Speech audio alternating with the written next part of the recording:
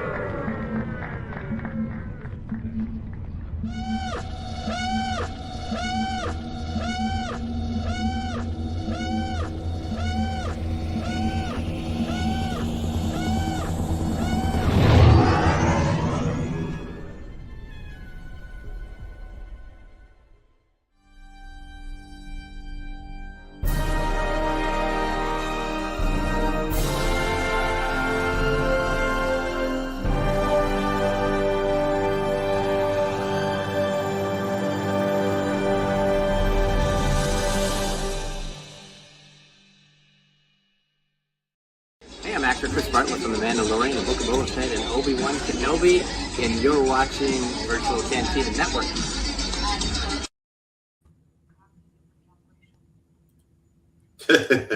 Welcome, citizens of the Republic. It's another edition of Clone Wars Revisited, brought to you tonight by the Virtual Cantina Network. Yes, it is Boys Night, and we are working on Season 4, Episode 6. It is Nomad Droids.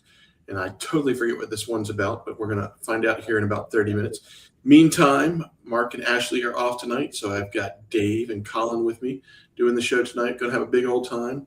Talk about a lot of things, including, I guess we're going to talk a little bit about The Mandalorian, because interestingly enough, we were either off for Memorial Day or it was pre-movie time. We have not had a chance yet to say, did you see it? Yes. At this point in time, if you haven't seen it, you're probably either not a huge Star Wars fan or have been out of the country for some reason.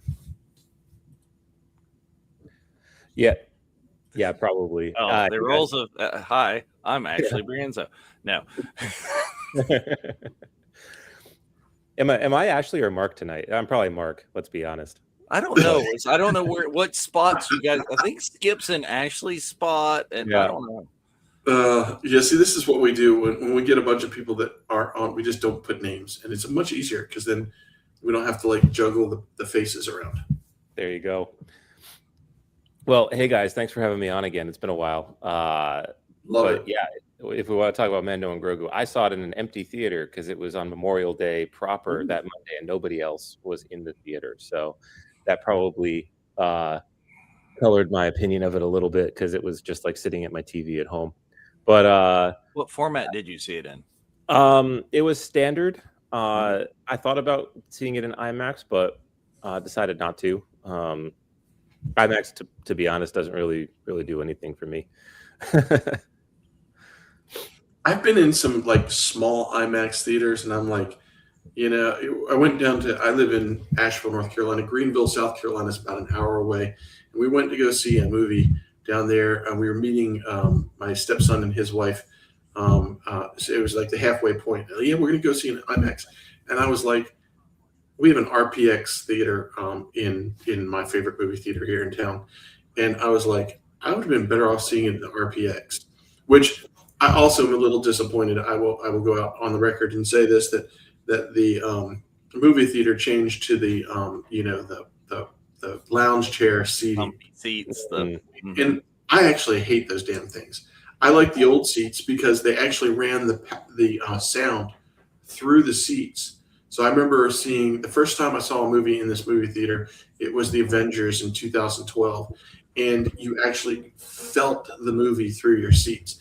And now they've gone to these lounge chairs. You can't feel the sound in it, and I feel like it lessens the enjoyment. And unless you go the opposite way and you go to the 4DX that have the seats that spray you with water and air and stuff. So I saw it in IMAX and I enjoyed it in IMAX. I was late deciding what showing I was going to go.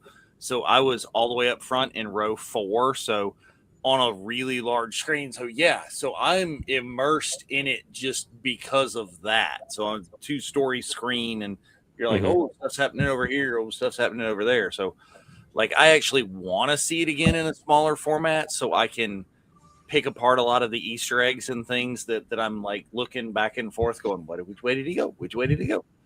But seeing it in that scope, I think colored my liking of it a little bit more, even.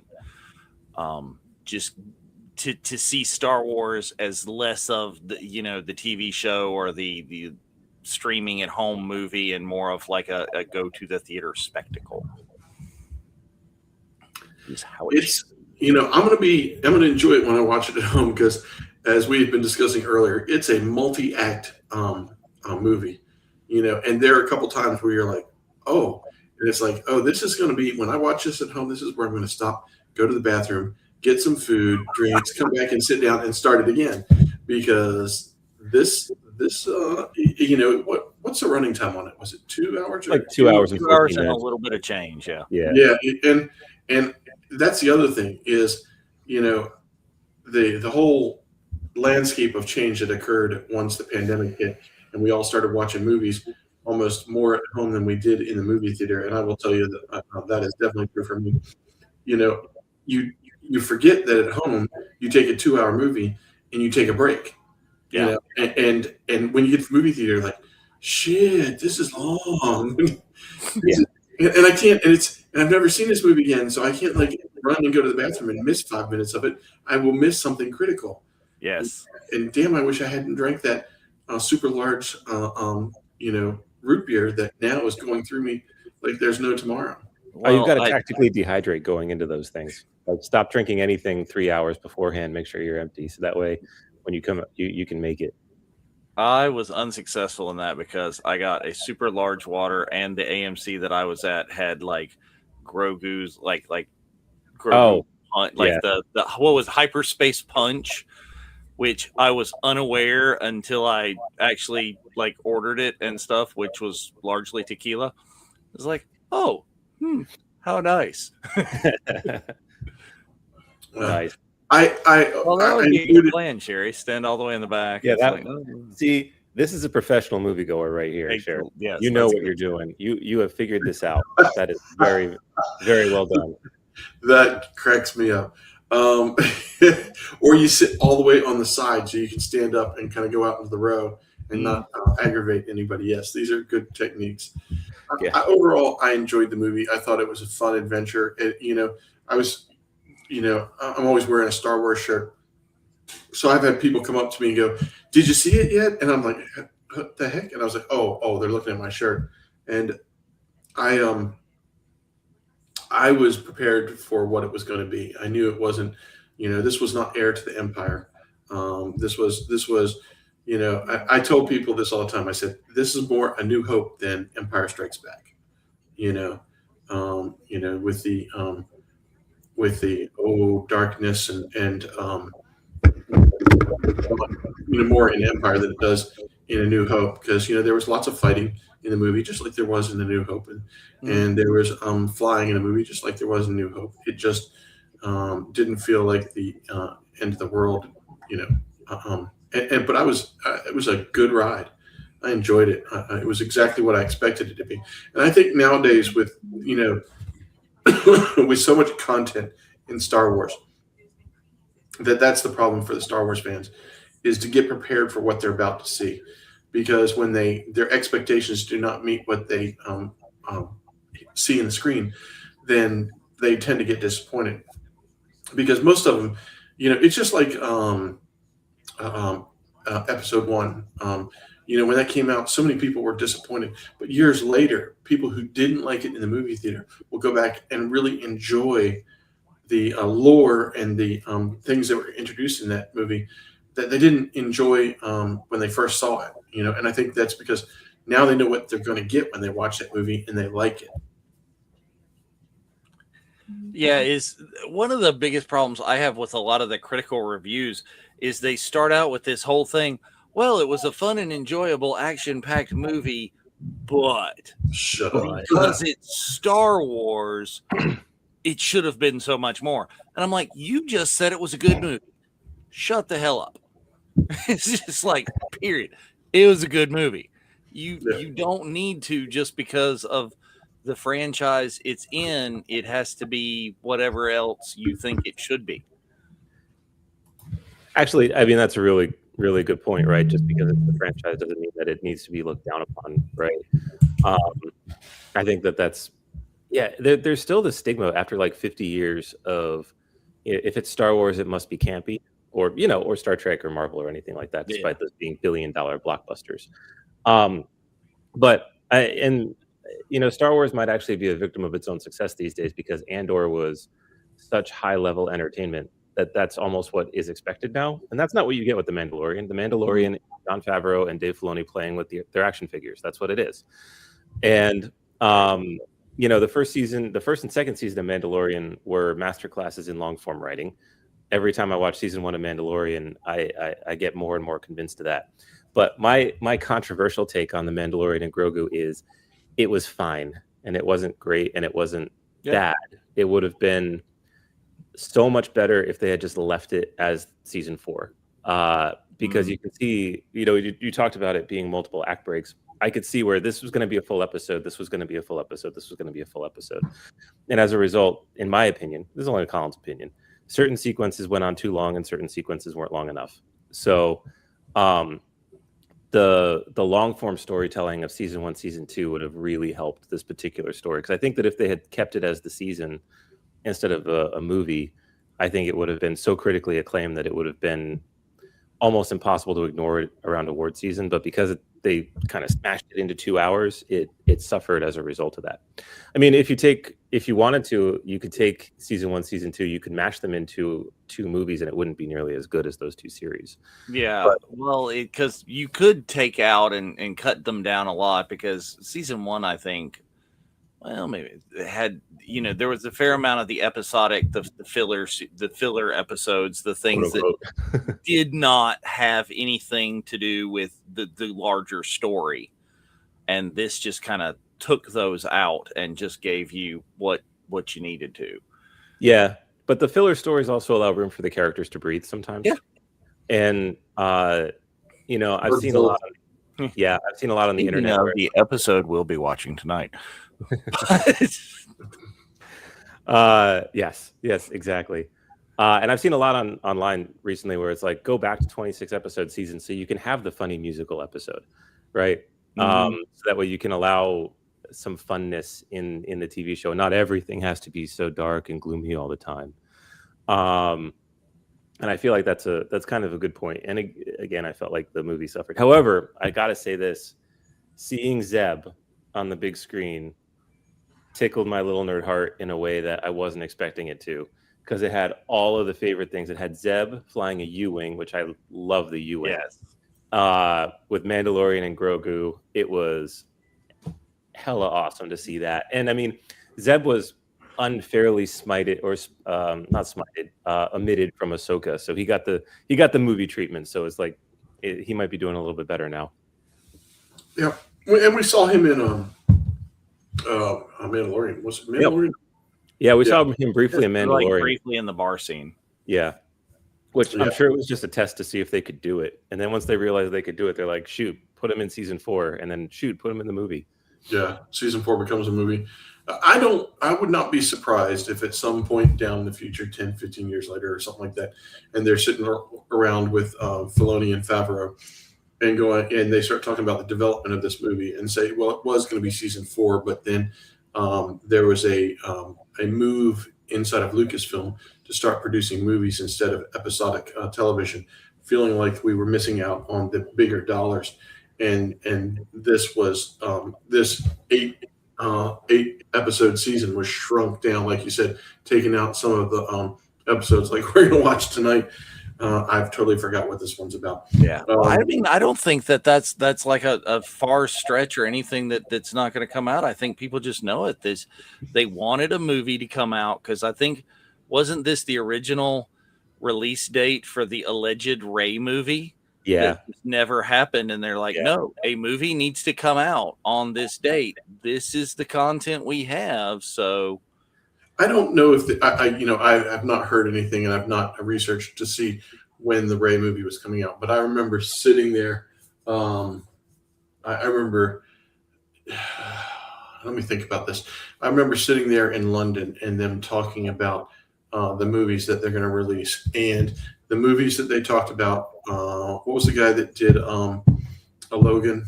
James Mangold. Oh, yeah, that guy. He was supposed to do the Yeah. and they were announcing how he was going to do a pre First Jedi movie.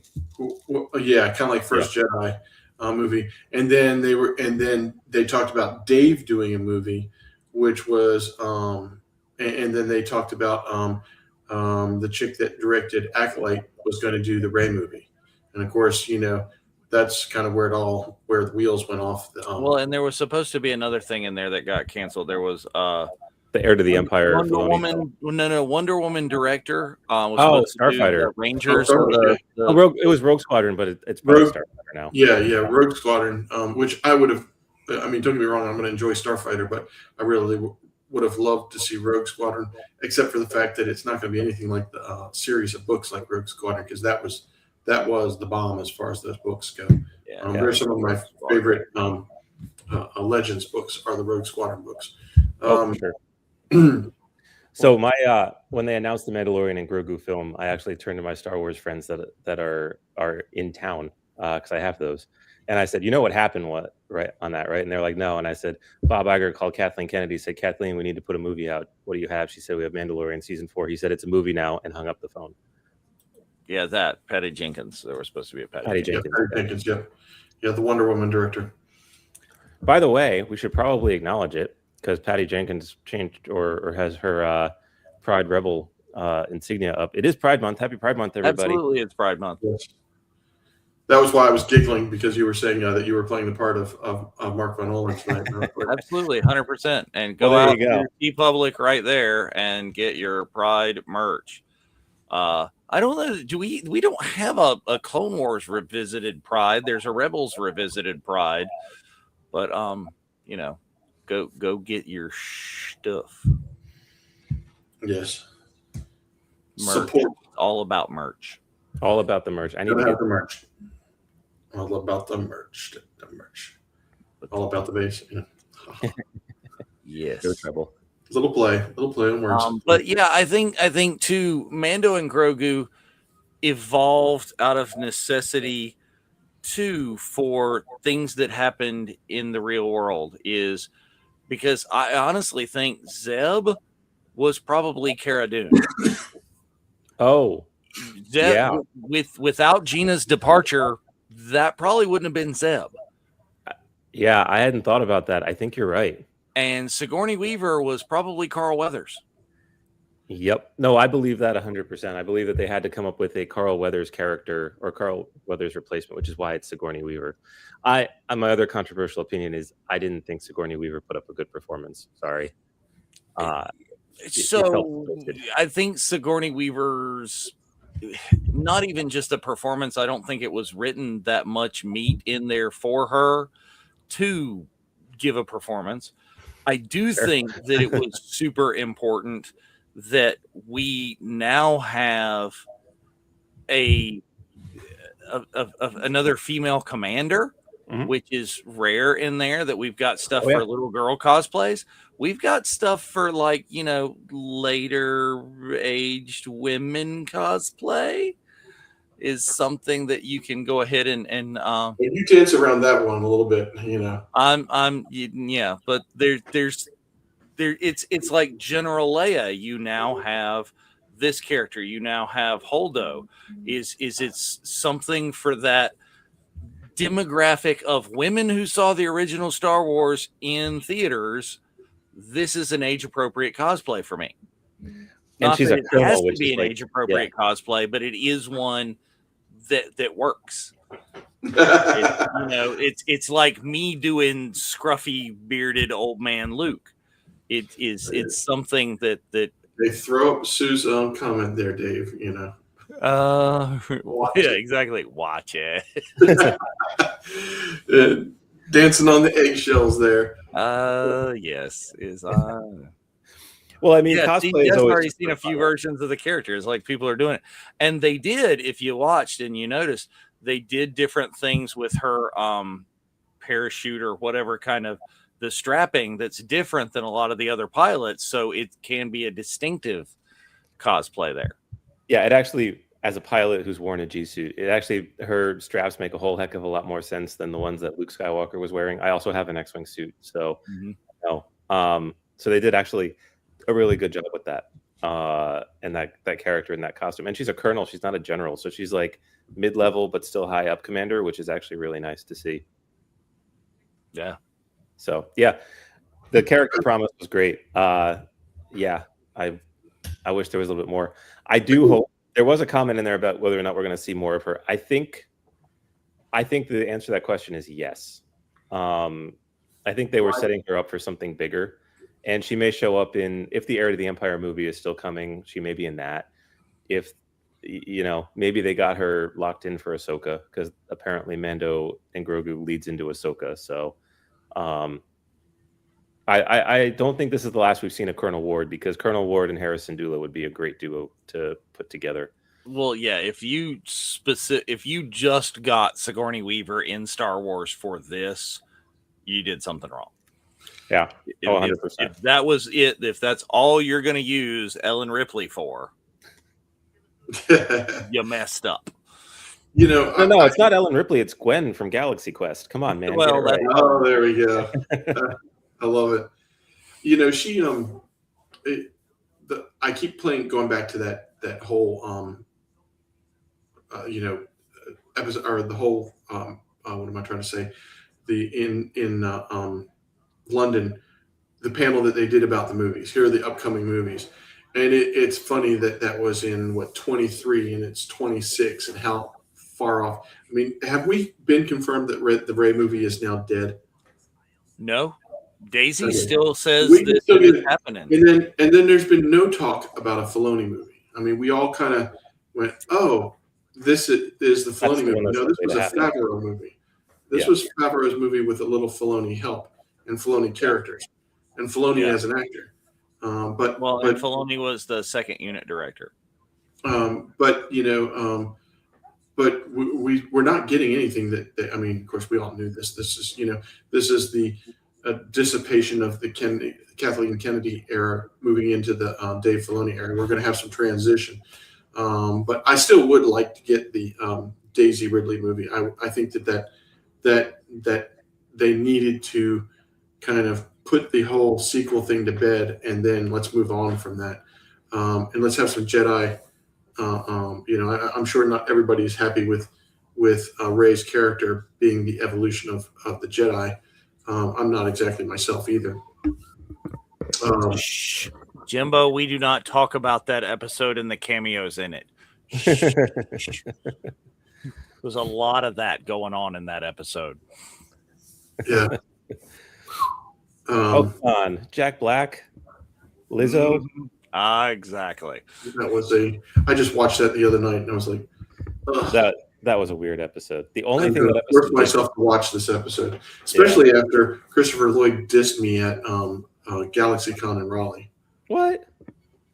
Oh yeah, he was. I was in the same hotel that he was, and he was sitting right outside the restaurant, and I was right inside the restaurant, and all I did was kind of say hi to him. I wasn't interested in going up and. First of all, he's not somebody I'm like, oh man, it's Christopher Lloyd. Let's talk Taxi or something, But I did want to, just was like hi, and he just like, I was like, whatever, F you. Grumpy old That's man. too bad. Yeah. I'm going to go in here and eat my meal, But no, I won't be coming to see you tomorrow. But in any case. I do think I kind of sit back and because to me I kept on mentally placing the Favreau movie as the Filoni movie, and we'll just get Rey, and then that Mangold movie must be gone forever because I don't hear anything about that. But I would love to see. I always presumed that Filoni's movie was going to be Heir to the Empire or something of that. Well, I think that's what they said. It was basically going to be the Avengers Assemble of the Mandoverse. Yeah, that's what I heard. The only problem with that is we got to stop calling it Heir to the Empire, because that was long before this part of Thrawn's existence. but it doesn't currently. I mean, exist. it's also entirely possible though that while Dave Filoni is the co-president of Lucasfilm, I mean, he's a creative director, right? So he's not like signing people's time cards and having budget meetings about the strategic direction of the company. He's basically like the story guy, right? So he might still be able to take time off and do his movie, or find a director to do his movie for him, which could very well end up being Jon Favreau, you know. So I feel like because we're getting Ahsoka season 2, that of the movies we talked about, the quote unquote heir to the Empire, Mando versus Avengers Assemble movie is probably the most likely one of those. But at the same time, it just comes back to this was supposed to be a season and they turned it into a movie. So because and they did, and I think they dropped a lot of things, like you said. If it was the longer form, they dropped a lot of things that would tie into other things and made this completely standalone. You don't have to know anything other than I've seen and heard of the Baby Yoda in marketing everywhere on the planet. Oh, let's go watch the little cute green kid. Yeah. And that would have been the extent of this. Well, we're just 3 minutes away from the beginning of our It is that time, so everybody exciting episode. D+ music machines queued up. I think there was more than one season where they have a droid episode on in like 6N. Like there was I think season 1 had a droid episode like right in. Oh yeah, it did, didn't it? Season 1, episode 6, I think, was a droid episode. I'm trying to think if 2 or 3 had droid episodes right around that 5 or 6 kind of mark. But I can remember the droid episodes. I always forget which season which one is in. But I think I know which one this is in. Well, they had to satisfy Anthony Daniels' contract, so it's fine. Well, there you go. Get him in everything. I wish they'd gotten him in for a little bit more than they did in Mando and Grogu. It's like, like an air traffic controller voice or something, man. Was he? I must have missed that. Was he in there? Yeah, he was. Okay. He was a voice of like an air traffic controller or something. I don't even know that he was particularly like there was any sort of face character or anything for it. Well, they've got to put him in there because he's been in every movie, right? Yes. Because he was a Wookiee in Solo. Otherwise, he's been C-3PO. So okay, that makes sense. Well, no, he's been other things because he was. Oh, who was that guy? Yeah, in Rogue One that was not 3PO. Well, episode 1, when they were in the infamous scene where they chase her into the bar. Oh, episode 2. Episode 2. I'm sorry. Yeah. He and Ahmed Best were the public officers. Character to the bar. Yeah, trying to pick up some strippers. There you go. Well, that's what I said. Yeah, he was in Rogue One, but it wasn't his 3PO, was it? No, he was something else. He was as 3PO. Remember Scarif? They're taking us to Scarif. Oh yeah, Daniel's impression. It's really good, right? Yeah. I it just flashed in front of me of sitting in the airport last year talking to him and his wife. Maybe it's Solo that I'm talking about. Yes, I mean he was the Wookiee in Solo. I know that, or I think I know that. Anyway, no, I totally missed that he was in Mando and Grogu. Yeah, I heard about it, and it was like a random voice. Oh, one more thing about Mando and Grogu before I forget. I loved Road to the Hut. Absolutely loved Road to the Hut. They did such a good job. Very different than I was expecting, and it was fun. Yeah, when they announced this person is cast as Road to the Hut, I'm like, this is going to be awful, and it was the complete opposite of that. It was so well done and so well performed and so well animated that I really hope we see that character come back. Yes, let's see. Anthony Daniels voices the air traffic control droids in The Mandalorian and Grogu.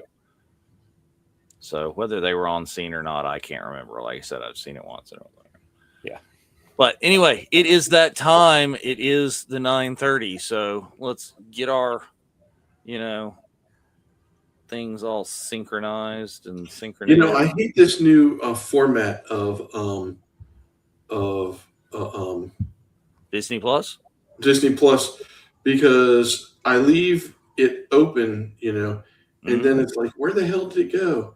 And I'm like, You are not wrong, because like mine timed out and is now giving me shit about getting back to it. And it's always, they don't make it really easy to choose between the Clone Wars movie and the Clone Wars show. I just use YouTube because I'm in my office and I don't have my Disney Plus. I pay $2 for it every time. All right. You ready, Skip? I am ready. You ready, Colin? I'm ready. All righty. Let's go.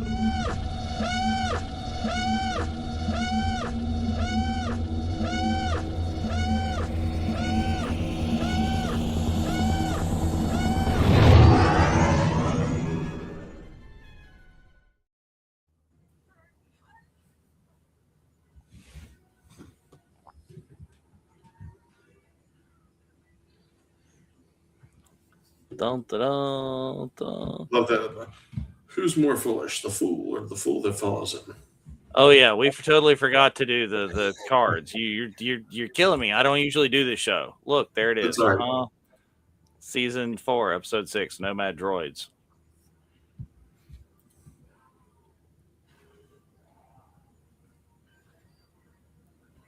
Dun, dun, dun.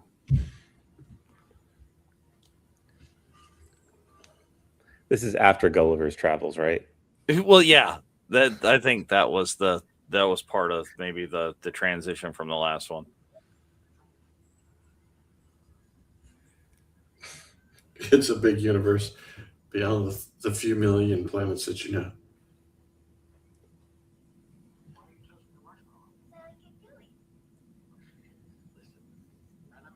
Quite uncivilized.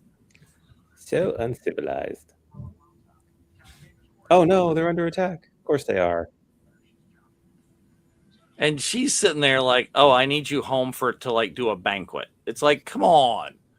This droid has been through some shit, and you want him to like come home and like play the maitre d' or something? Yeah, but that's what he does, and that's what he likes to do. He's a butler. He doesn't like doing half the stuff that he does in the films. He's complaining about it the entire time. Well, yeah. So this entire thing, and it's there already. It just kind of almost reminds me of. Did you guys watch the 80s like Droids 2D animated cartoon? 100%. It's this. It's just more lightsaber and pew pew. The 80s Droids cartoons is my guilty Star Wars pleasure. Nice. I still watch it on Disney because there's some sophisticated storytelling in there, except for the fact that it's R2-D2 and C3. Hey, Liberty, we're on season 4, episode 6, Nomad Droids. Yeah, and for whatever reason, the timer didn't start. So, whoops, my bad. I brought up the timer and made it a point, but we've got about 24 minutes and 10 seconds remaining in the episode. Yeah, I don't know why we use a clock up timer. We should have one set for what the runtime is. We have a clock up timer because everything else except D Plus does it that way. But D Plus does the same kind of thing. Yes, he is the space butler. He's that. And R2 is just like chaos incarnate. R2 is the dog that tries to be helpful, except he makes it worse before he makes it better. 23 minutes and 20 seconds left. Oh. Who the hell let C-3PO pilot? It's like, oh, what? R2's flying. Don't worry. Well, yeah, but he's at least like the ones supposedly flying. He's sitting there at the controls. No, his hands aren't on the controls. He doesn't have the airplane. Okay, what kind of vehicle is this? That's a Y-wing. Is it? That's what. Yeah, that's the Yeah, I Clone guess it was. It looked a little, when it got close, it had a little different design than I was used to. See, that brings to the point. The other thing is like, oh, that whole thing where Anakin saved Naboo by piloting the N1 and taking out the droid control ship. It's like, no, R2 was doing that shit. He just like got in the thing and wanted to start some shit. Yeah, he's pressing buttons, and R2 was like, "Okay, I guess we're doing this." It's like, let's go. Oh, Liberty. There's so many things. So, like I said, Liberty, the timestamp wasn't exactly working. So we have 22 minutes, 10 seconds or so left remaining. We're right in there. It's like they just said, "Did you hear that?" And they're like,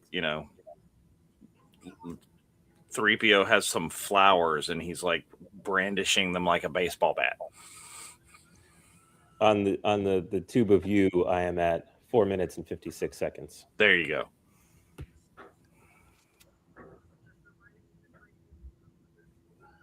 Oh wait, no, this is Gulliver. Oh, okay. Oh, yeah, this is the Gulliver episode. Okay, see, I didn't watch the last episode. I missed that when everybody was on. Yeah, the other one was the Odyssey. It's like you get the Odyssey and you get Gulliver in these two. Well, yeah, it is the little episodic of, oh, the droids go to this planet and do this, and the droids go to this planet and do this, and then get the big Jesus. Yeah, there you go. Flowers, C-3PO style weapon. Yep. Well, it's Pride Month after all. Indeed. Well, and again, like if you go back, and that is in our Pride collection, the brown one, it's Wookiee Pride Day or something like that. That is an Anthony Daniels quote. Nice. And that is, I have to get that one. That is how he describes Life Day. It's like, oh yes, we're celebrating Wookiee Pride Day or something like that.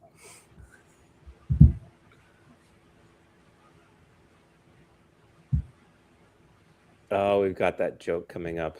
It's so meta. And, well, in the original shots of these guys like creeping around in the background, you had no idea they're action figure scale. Action figure scale. Listen to this music. This is the Munchkin like theme from Wizard of Oz. Oh, 100%. Like, we are the Lollipop Guild.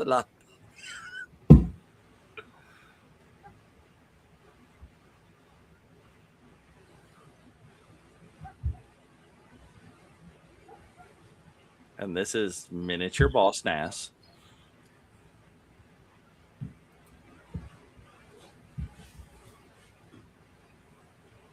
I do like how it's a tradition now in the prequel era where you introduce an alien species and then they bring out their boss and he looks nothing like the rest of them. Well, yeah. Get off my planet while I'm still in a good mood. No, not again.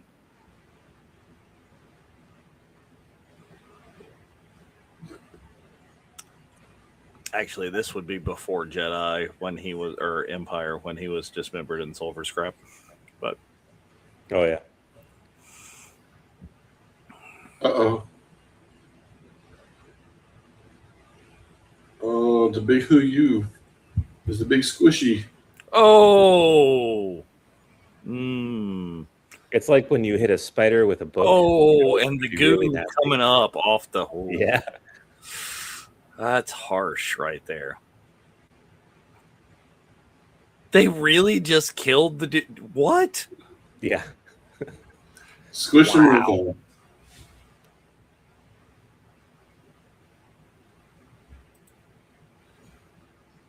And now they're helping him because they're so happy that the big Jesus is dead. There you go. They killed the Wicked Witch of the East. East.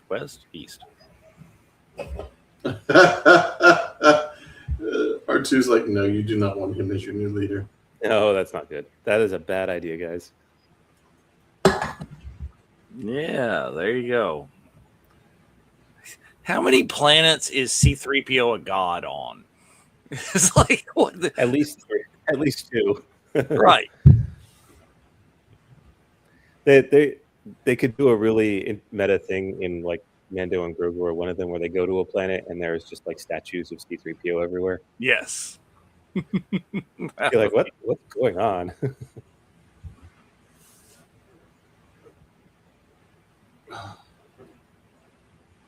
That would be hilarious. It's like the episode of Firefly where they go to the planet where Jane is a folk hero. Oh, yeah. I forgot about that. And if you've forgotten about that, you can start watching Firefly Fridays starting this Friday right here on the channel. There you go. Sherry, What else is happening on the Virtual Cantina Network?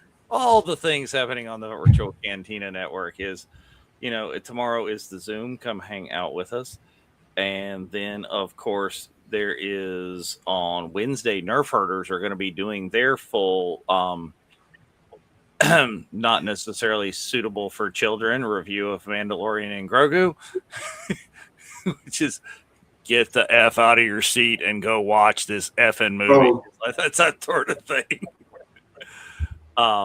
Then, of course, Thursday, we are having a special watch along with one of the guests of Boonta Eve, Texas, Boonta Eve Special Edition Texas Electric Boogaloo.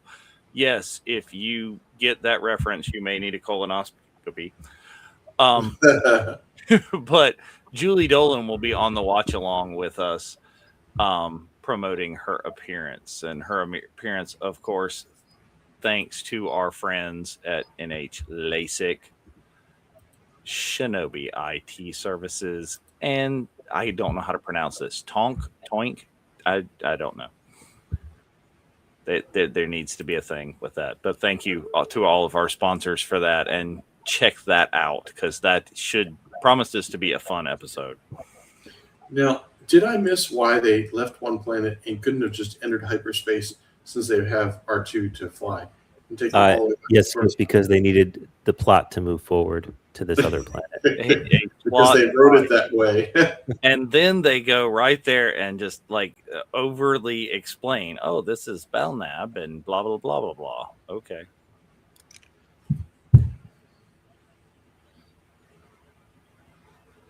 Star Wars has no such thing as a prime directive.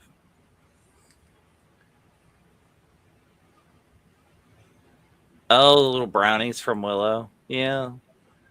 Exactly, Sherry. Speaking of the Firefly, you got to speak of the Firefly. Definitely tune in for the premiere episode. I think premiere episode is going to be live, right, Sherry? Live on Friday?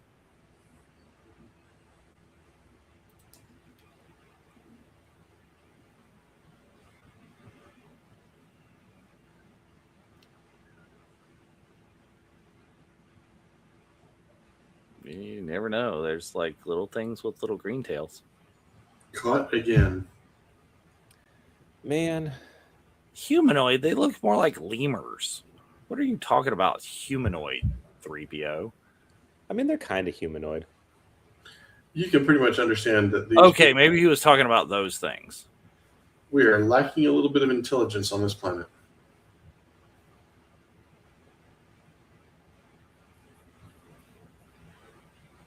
So this planet, yes, there we go. Firefly Fridays, 9 Eastern, 6 Pacific.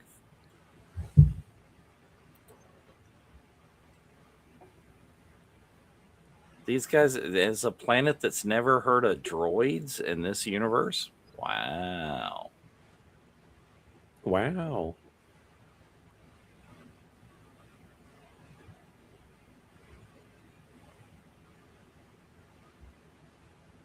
I actually do think this is a little far-fetched. Sorry.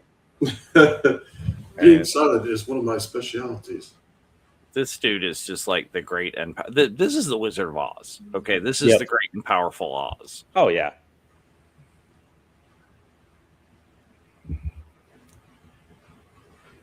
Exactly, Jimbo. That was right where you're right on the button with me.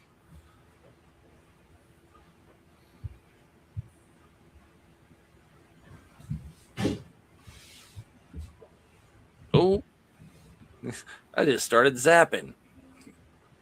And I just started blasting. Is that Danny DeVito? No one thinks on this planet but me. Well, you could. It's like he comes out from behind the giant projection, and it's a little bitty dude. Oh.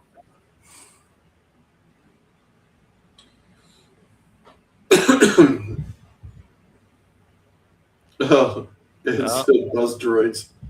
See, yes, there would be a whole lot less of this entire movie series. This would not have made it into The Mandalorian and Grogu. If they stop putting the damn little droid communicator ports everywhere that R2 can reach. They've never heard of droids, except there's a little there.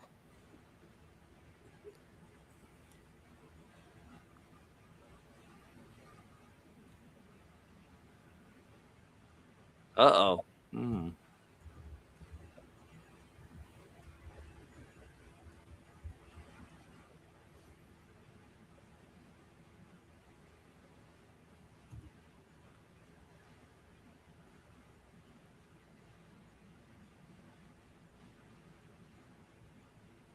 Uh-oh. Whistles angrily. Oh, no. Giant R2 chasing pit droids on the projection.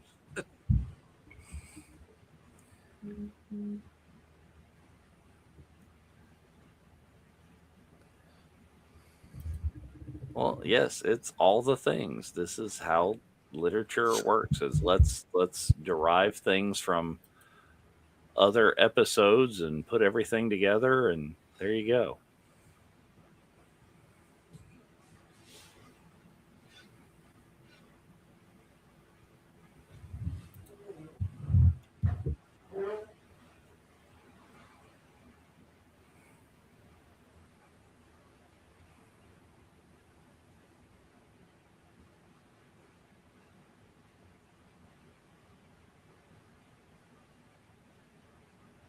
Of course it is all R2's fault.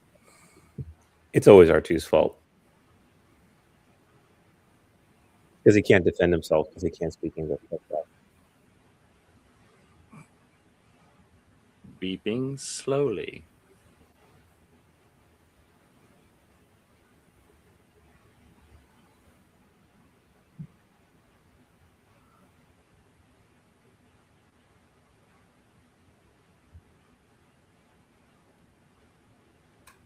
Well, now we have to have another character because they're not going to.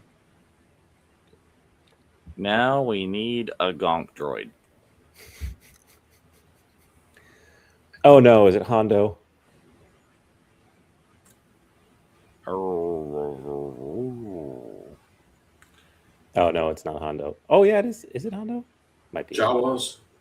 I don't know. I'm a little behind, I think. So that was a disappointment in the Mando and Grogu movie. Is I thought we were going to get Hondo. Damn it. Yeah, there were a lot that I thought we were going to get. But I mean, it does make sense because getting Hondo would have taken a lot away from the Mando and Grogu themselves. That would have taken a lot of attention away.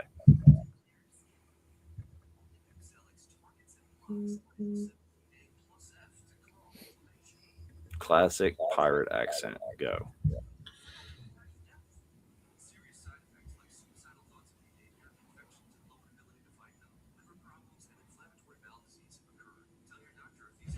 This is some strong dudes. Like R2's got to weigh like 400 pounds. Just no kidding. By the size of mechanics that it would take for that to happen.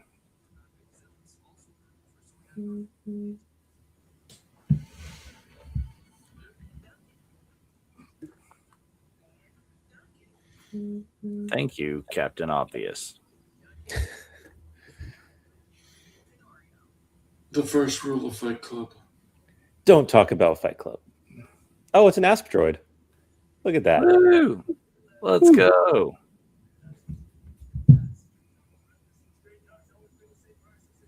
What are they cheering for? And Rod of the Hutt comes out. Wait, no.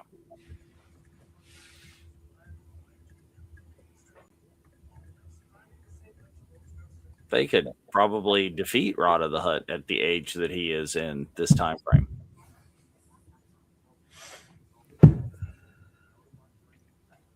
Well, yeah, because he's a little baby. He's just a wee baby. He's a baby. He's just a baby.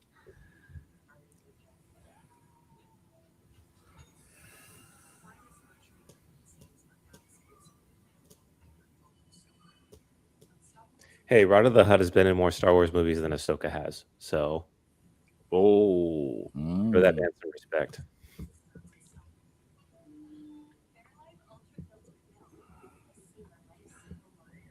Yeah, but you were right earlier when you were like, it's Dave and John playing with their toys, because like for those who spot classic action figures, some of the creatures that pop up in Mando and Grogu are what they constantly say. It's like, we are creating a story with characters, the secondary characters, where the characters that our older brothers would let us play with, because they're playing with Han and Leia and Chewie, and we get, a man. Right. Well, it's like we got a Boba Fett because we somehow wound up with 2 of them, so I painted mine silver because that's cooler. And then I got, an Ugnaught, and I got some weird droid, and that's it. And there you go. There you go. Us is, and now we created this season with it, or this show.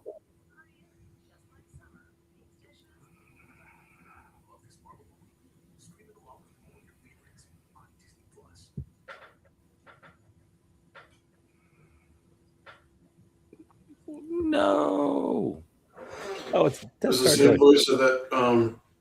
Oh, shut him in the face. Rebels. Look, the rarest sight in Star Wars: safety railings. I know. OSHA paid a visit to the Separatists and were like, "Hey, you should probably put some safety railings up." Oh, there's the Gonk droid. Ah, yes, Jedi Master Plo Koon.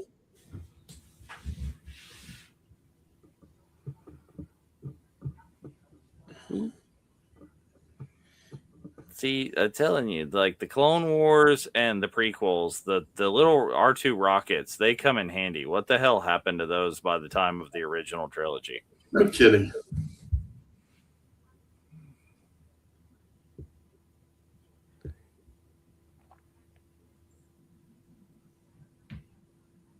Remember, in a totalitarian government, everything gets worse. That's the thesis of the two.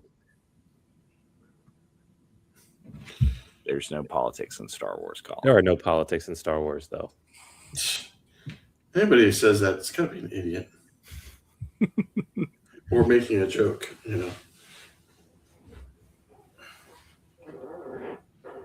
Oh.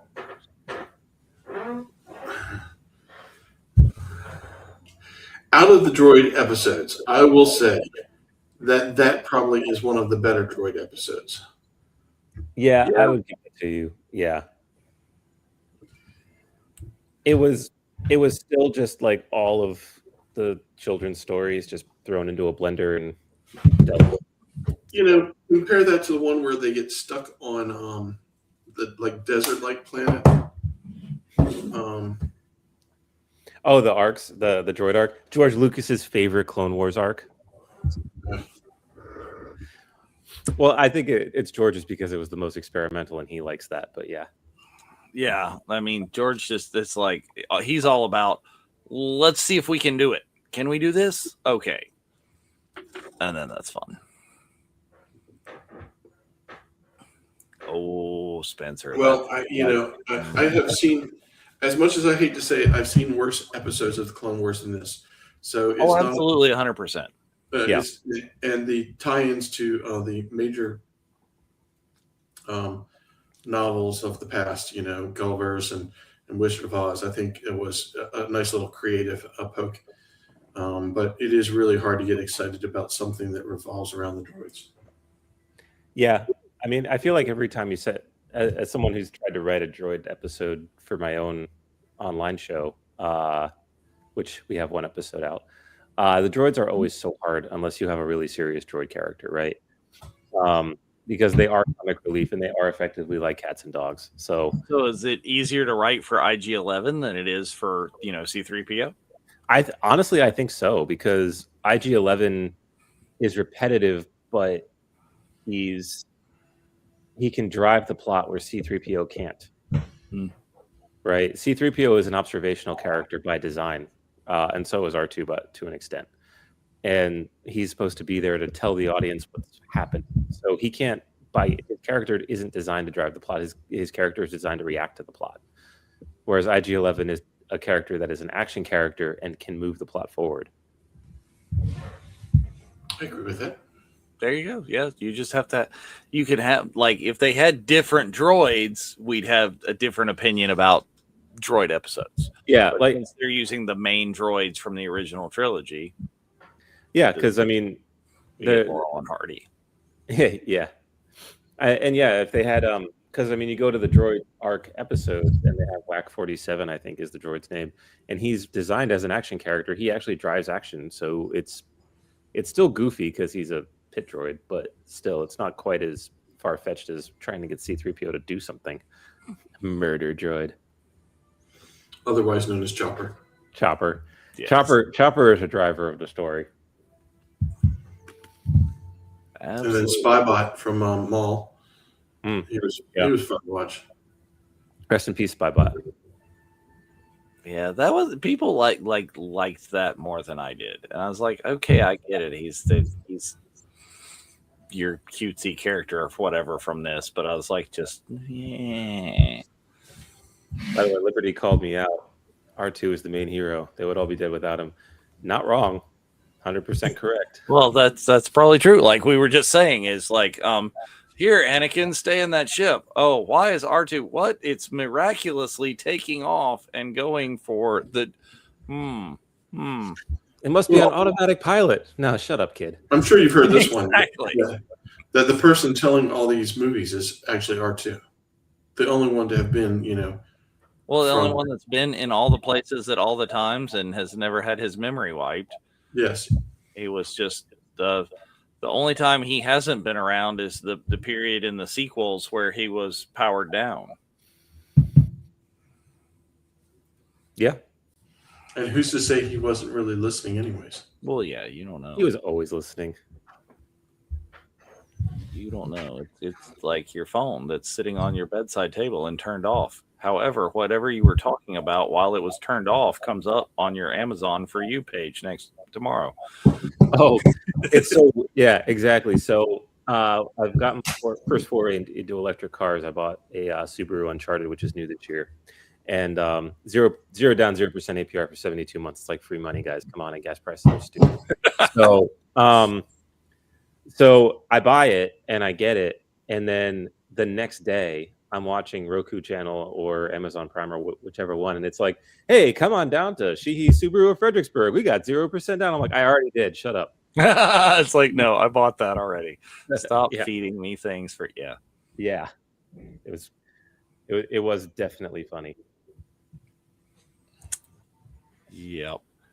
Oh, but we did not talk about the other exciting virtual cantina news for the day. You guys both seen this, the announcement of the We're a Glutton for Punishment, and there's another freaking Boonta Eve happening this year. What? Yes. Is Boonta Eve into the Grogu-verse at Rhode Island Comic-Con? Whoa. We have lost our ever-loving minds. That is awesome. There will be at Rhode Island Comic-Con in the con itself, in the, I can't pronounce that word, ballroom, at the Omni Providence. Like, they're going to be meet and greets, the dance party, and we have DJ Elliott is going to be spinning for us. So it is like big time Boonta Eve, take it up a notch, and let's not just do like Texas and not just be gearing up for 27. No, we're going to do another Boonta in 26. Whoa. Oh, and did I mention there's a family vacation in Florida in between times in there? Oof. I won't be there. I am aware. I will be where you are. But it's like, yes, Boonta madness, Jeff. That right there. Hey, didn't I see an announcement too about a whole new panel that was around Maul Shadowlord? Oh, maybe things. Well, I've seen that. Yeah, Where I was thought, that? What was Places to be. So many yeah, I people. thought I saw that on online somewhere for Rebel Scum. It's entirely possible because there are a ton of people just announced from Maul Shadow Lord that will be there. I have not heard of that panel, but if they don't, Oh, is it not a? It's I was wrong. It's not a panel. It's just people showing up. Okay. well, I thought it it's was a people panel. showing up, but I'm sure with people showing up that why would you not get them together and put them in a panel? You're right. Yeah, sure thing. So maybe I got. It's entirely possible. I just saw that the cast was announced, and I made the assumption in my Oh mind. That it yeah, was a there you panel. go. Spencer's talking about Pedro Serrano in Texas. It's not Pedro Serrano. What was Dennis Haysbert's character's name in the unit? Did you watch the unit, Colin? Oh yeah, the unit. What an awful show. I watched every episode 3 times. I don't remember, but it was always disconcerting because Allstate was like during leading that the show. charge, and he's special secret ops and is and he's not making enough money in Delta Force, so he had to go schlepping for Allstate. that is correct. Yeah, no, I'm just excited because, as I've often said, AJ Locascio went to high school with me, or rather, I went with him because he's a lot more famous than I am, and I haven't talked to him in years, so I'm actually looking forward to just waving and saying hi. Yeah, absolutely. Yeah, see right there, Jimbo is like with all the guests from all, they're got to have a panel at Rebel Scum. Hayden was announced for limited appearance at Cincinnati Comic Expo. Absolutely. Oh, I saw yesterday, sorry, completely unrelated and not Star Warsy, but Nicolas Cage, first con appearance ever in Indiana. Really? Yes. What? Indiana Comic-Con, Nicolas Cage. The word is out. Movies are out. It's go get the money directly from the people. Mm-hmm.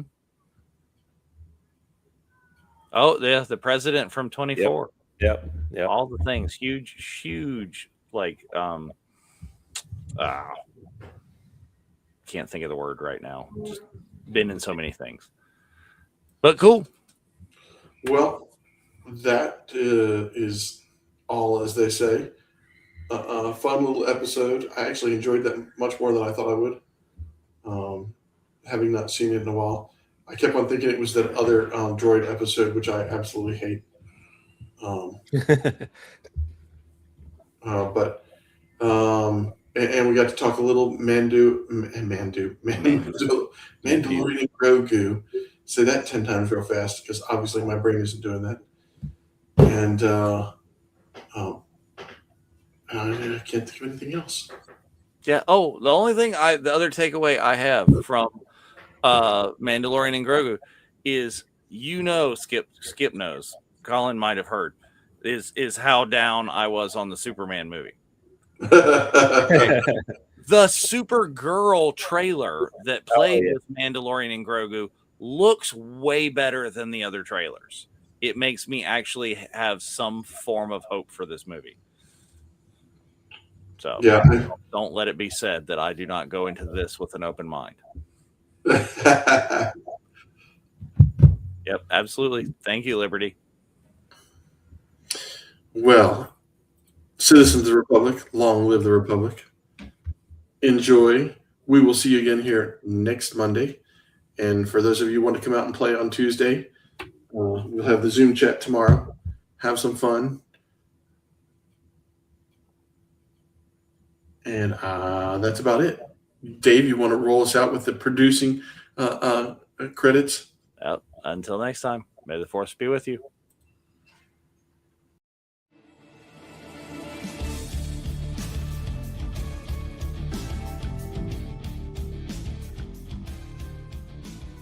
Hello there. Hi, I'm Mark Connell. I'm the Director of Programming at the Virtual Cantina Network, and I'm here with James Arnold Taylor, the voice of Obi-Wan Kenobi. Obi-Wan Kenobi. Yes, I know that one well. I have the high ground if I do. Wait, yes. Thank you. Now I have the high ground. And you are watching Clone Wars Revisited.